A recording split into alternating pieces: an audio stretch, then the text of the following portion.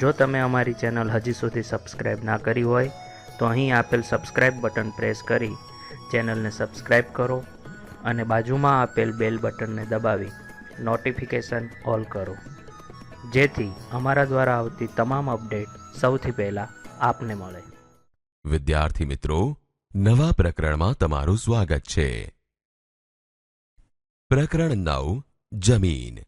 પ્રથમ પ્રવૃત્તિ તરફ આગળ વધીએ. પ્રવૃત્તિ 1. જમીનની માટીમાં રહેલા ઘટકો. વર્ણન. નીચે દર્શાવેલ હેતુની નોંધ કરો. હેતુ: જમીનની માટીમાં રહેલા ઘટકો જાણવા. સાધનો: કોદાળી, ઘઉં, ચાળવાની ચાળણી, લોટ ચાળવાની ચાળણી, સુતરાઉ ઝીણું કાપડ, માટીના ઢેફા. પદ્ધતિ: માટીના ઢેફા.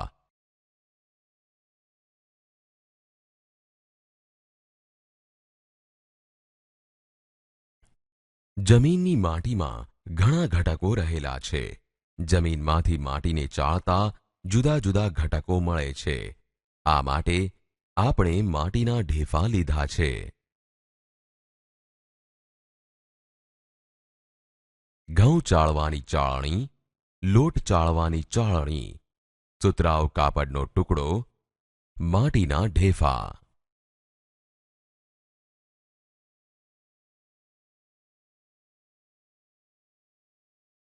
આ માટીના ઢેફાનો ઝીણો ભૂકો કરી માટીના ભૂકાને ઘઉં ચાળવાની ચાળણી વડે ચાળવા માટે લેવામાં આવે છે.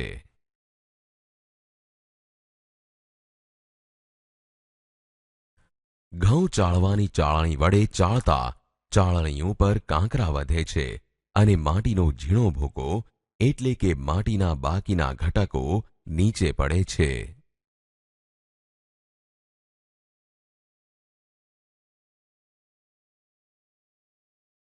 માટીનો ભૂકો કરી ચાળેલ માટી કે જે ઘઉંની ચાળણી વડે ચાળતી વખતે નીચે પડેલ છે તે ભૂકાને લોટ ચાળવાની ચાળણીમાં ચાળવા માટે લેવામાં આવે છે.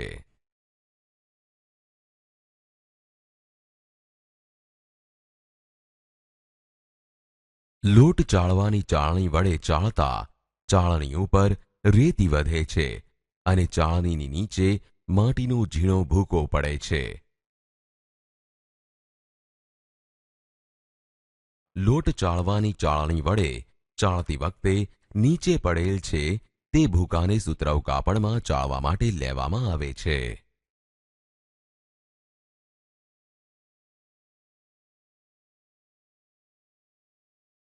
સુતરાઉ કાપડ વડે ચાળતા સુતરાઉ કાપડની ઉપર કાંપ વધે છે અને નીચે ઝીણી માટી પડે છે. વિદ્યાર્થી મિત્રો, હવે આપણે નિર્ણય લઈશું. આ માટીને જુદી જુદી રીતે ચાળતા માટીમાં રહેલા કાંકરા, રેતી, કાંપ અને માટી જેવા ઘટકો જોવા મળે છે. વિદ્યાર્થી મિત્રો, બીજી પ્રવૃત્તિ તરફ આગળ વધીએ. પ્રવૃત્તિ 2. જમીનમાં ભેજ સ્વરૂપે પાણી અને હવા રહેલી છે તે જાણવું. વર્ણન. નીચે દર્શાવેલ હેતુ અને સાધનોની નોંધ કરો. હેતુ: જમીનમાં ભેજ સ્વરૂપે પાણી તેમજ હવા રહેલ છે તે વિશેનો અભ્યાસ કરવો. સાધનો: પ્લાસ્ટિકની પારદર્શક કોથળી, બીકર, કોદાળી, માટીના ઢેફા, પાણી, દોરી, પ્યાલો. પદ્ધતિ: જમીનના ઘટકો. જમીન: કોલસો, સોનું, ગ્રેફાઇટ, આરસપહાણ. જમીનમાં જુદા જુદા ઘટકો રહેલા છે. જમીનમાંથી સોનું, ચાંદી, પારો, તાંબુ, લોખંડ જેવી ધાતુઓ પણ જમીનમાંથી મળે છે. માટીના ઢેફા. દોરી, પ્લાસ્ટિકની કોથળી.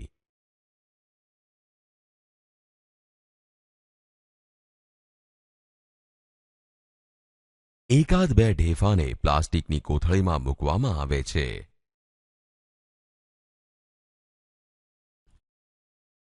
હવે દોરી વડે કોથળીના મોંને બાંધીને આ કોથળીને થોડા સમય માટે તડકામાં રાખવામાં આવે છે.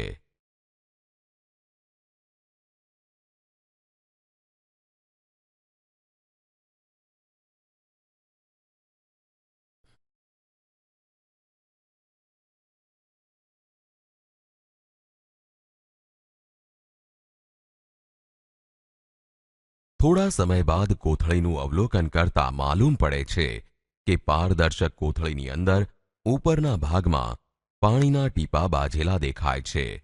આમ થવાનું કારણ સૂર્યપ્રકાશની ગરમીને લીધે માટીના ઢેફામાં પાણીની બાષ્પ થાય છે, જેના લીધે કોથળીની ઉપરના ભાગમાં પાણીના ટીપા બાજે છે.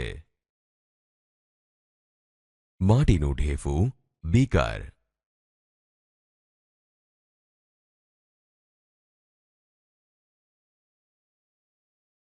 પારદર્શક પ્યાલામાં માટીનું ઢેફું ડૂબાડતા જોવા મળે છે કે પાણી ભરેલા કાચના પ્યાલામાં ઢેફું મૂકતા આજુબાજુ અને ઉપર પરપોટા થતા દેખાય છે. આમ થવાનું કારણ માટીના ઢેફામાંથી હવા પરપોટા સ્વરૂપે બહાર નીકળે છે અને માટીના ઢેફામાં પાણી દાખલ થાય છે. વિદ્યાર્થી મિત્રો, હવે આપણે નિર્ણય લઈશું. આમ જમીનમાંથી માટીમાં ભેજ સ્વરૂપે પાણી તેમજ જમીનમાં હવા રહેલી છે. વિદ્યાર્થી મિત્રો, નવી પ્રવૃત્તિ તરફ આગળ વધીએ. પ્રવૃત્તિ 3, જમીન. વર્ણન. નીચે દર્શાવેલ હેતુ અને સાધનોની નોંધ કરો. હેતુ: જમીનની નિતારણ શક્તિ અને ભેજ શક્તિનો અભ્યાસ કરવો. સાધનો: 3 પારદર્શક બરણી, 3 પ્લાસ્ટિક કે કાચની ગળણી, સુતરાઉ કાપડના ટુકડા, પાણી, રેતાળ, માટિયાળ અને કાંપાળ જમીનના નમૂના. પદ્ધતિ: જમીનના પ્રકાર. રંગના આધારે, હાજર ઘટકોના આધારે. રંગના આધારે જમીનના પ્રકાર: રાતી જમીન, કાળી જમીન, બદામી જમીન. રાતી જમીન. જો જમીન રાતા રંગની હોય તો તેને રાતી જમીન તરીકે ઓળખાય છે. કાળી જમીન. જો જમીન કાળા રંગની હોય તો તેને કાળી રંગની જમીન તરીકે ઓળખાય છે. બદામી જમીન.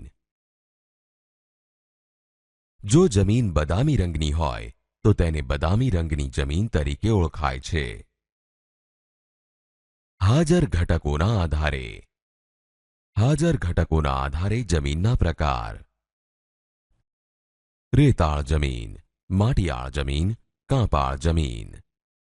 રેતાળ જમીન.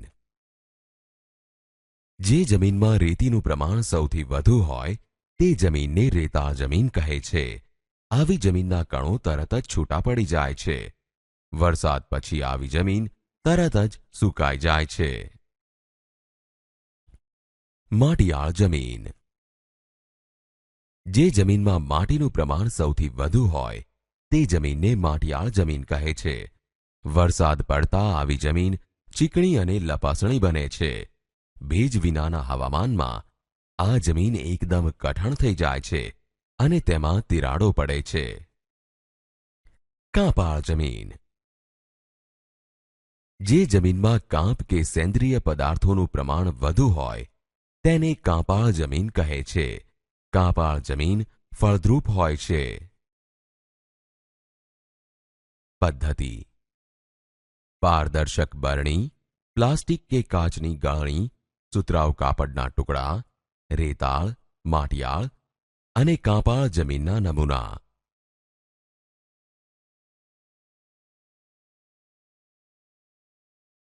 હવે ત્રણેય ગળણીને અલગ અલગ બરણી પર મૂકવામાં આવે છે.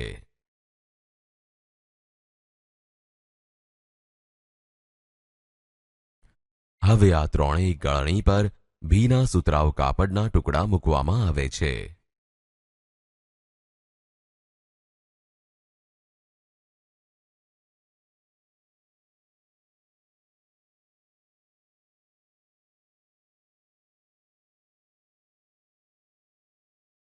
હવે રેતાળ, માટિયાળ અને કાંપાળ જમીનના નમૂનાને અલગ અલગ ગાળણી પર એક સરખા પ્રમાણમાં નાખવામાં આવે છે.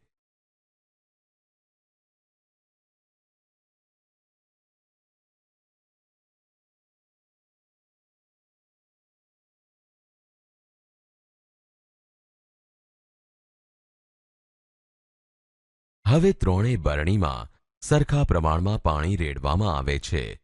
જમીનની પાણી વધુ સમય સંઘરી રાખવાની શક્તિને ભેજધારણ શક્તિ કહે છે, જ્યારે જમીનની પાણીને છૂટું કરી દેવાની શક્તિને નિતારણ શક્તિ કહે છે.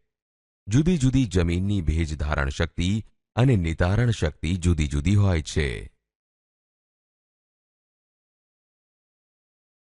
જમીનના પ્રકારનું અવલોકન. રેતાળ જમીન, માટિયાળ જમીન, કાંપાળ જમીન. પાણી ઉતરવાની ગતિ ઝડપી. માટિયાળ જમીન મધ્યમ, કાંપાળ જમીન ધીમી.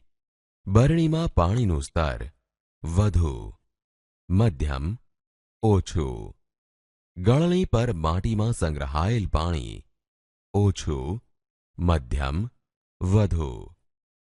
હવે વિદ્યાર્થી મિત્રો, આપણે નિર્ણય લઈશું. આ પ્રવૃત્તિ પરથી આપણે નિર્ણય લીધો કે રેતાળ જમીનમાં રેતીનું પ્રમાણ વધુ હોય છે અને રેતાળ જમીનમાં પાણી પણ ઝડપથી નીચે ઉતરી જાય છે.